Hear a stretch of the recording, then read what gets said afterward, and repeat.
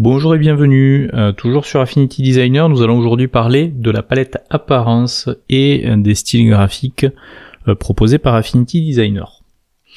Alors, dans ce qu'on a vu jusqu'à présent, c'est que pour un tracé, une forme donnée, on pouvait gérer donc un remplissage ainsi qu'un contour, et les gérer au niveau couleur, et pour le trait, donc au niveau dimension, répartition, pointillé, etc., etc.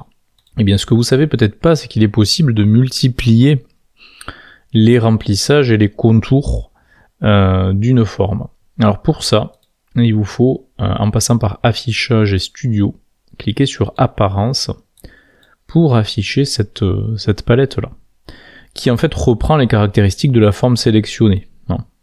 Donc là, cette forme-là, on me dit, elle a un remplissage rose et un trait bleu de 25,1 points d'épaisseur. D'ailleurs, si vous cliquez sur le 25,1 points, vous retrouvez ici la même palette que celle que vous obtenez en cliquant en haut sur l'épaisseur du trait.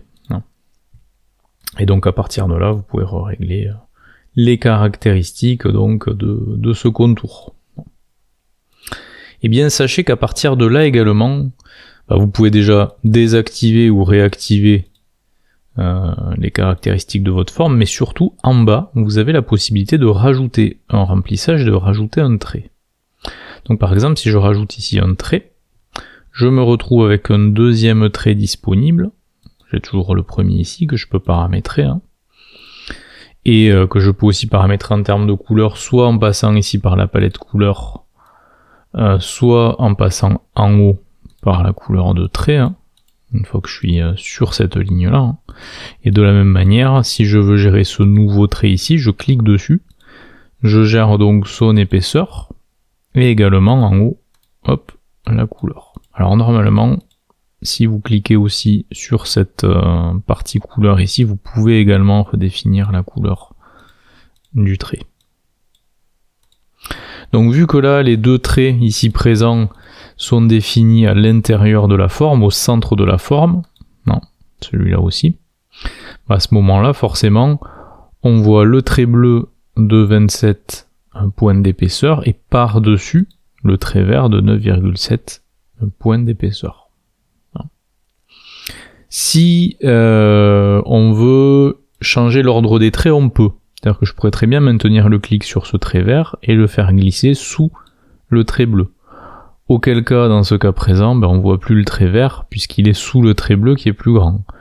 Donc là, si je réagrandis l'épaisseur du trait vert, à ce moment-là, on le revoit apparaître.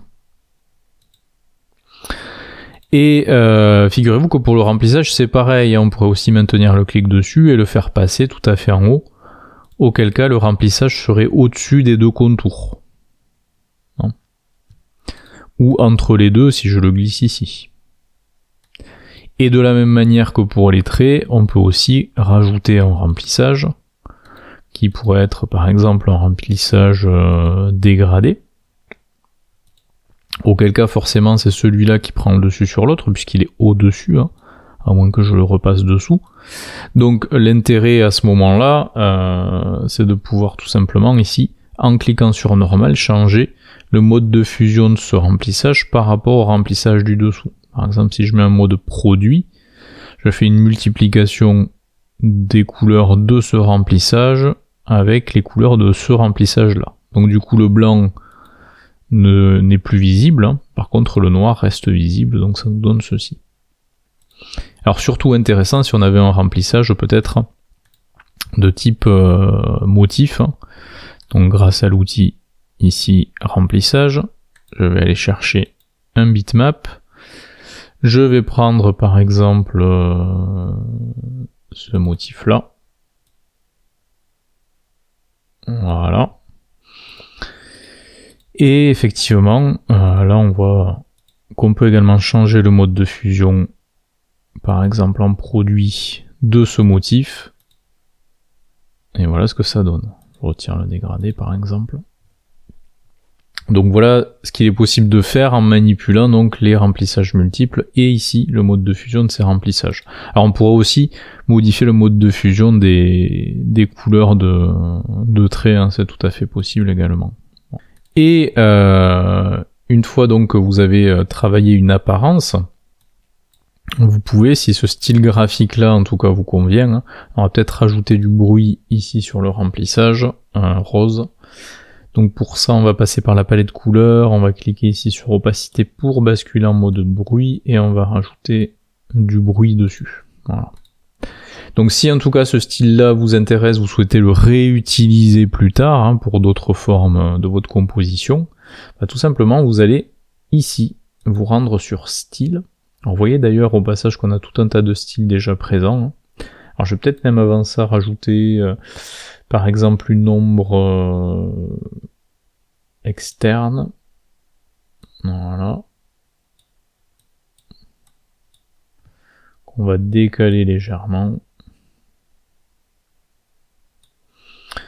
Il suffit tout simplement de sélectionner votre forme et ensuite de vous rendre donc sur cet onglet style.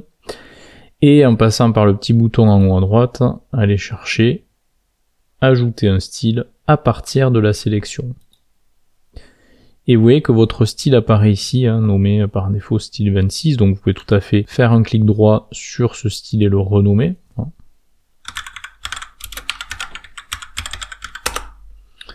Ce qui fait que par la suite, si vous êtes amené à créer une forme de ce type-là, peu importe, hein, une forme personnalisée, et que vous souhaitez lui donner le style précédemment créé, vous repassez tout simplement par la palette style après avoir sélectionné votre objet, et vous allez cliquer ensuite sur le style que vous avez mémorisé, pour qu'automatiquement il s'applique donc à cette forme.